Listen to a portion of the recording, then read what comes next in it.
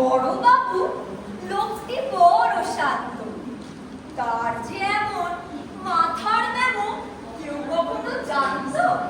দিব্যি ছিলেন খোশ মেজাজে, চেয়ারখানি চেপে একলা বসে খিমখিমিয়ে হঠাৎ কেঁদে আঁতকে উঠে হাত পা ছুড়ে চোখটি করে গোল হঠাৎ বলে, আওয়াজ করে তোল। তাই শুনে কেউ বদ্যি ডাকে, বদ্যি, বদ্যি, কেউ বা ডাকে পুলিশ, পুলিশ, পুলিশ। কেউ বা বলে কামড়ে দেবে, সাবধানে পুলিশ।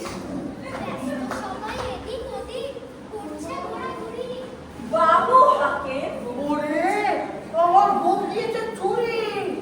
খুব হারানো তো আজব কথা, তাও কি হয় সত্যি? বন্ধুরাদের তেমনি আছে, কমে নিয়ে প্রতি।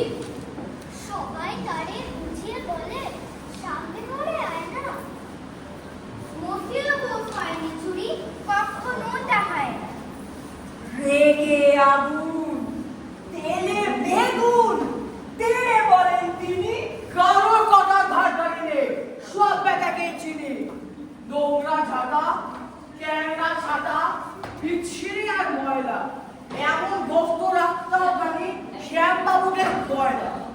এই বস্তু যদি আমার বলিস করব তোদের সবাই। এই না বলে জরিমানা করলেন তিনি সবাই। ভীষণ রেগে ভীষণ দিলেন লিখে খাতায়। কাউকে বেশি লাই দিতে নেই, সবাই চড়ে মাথায়।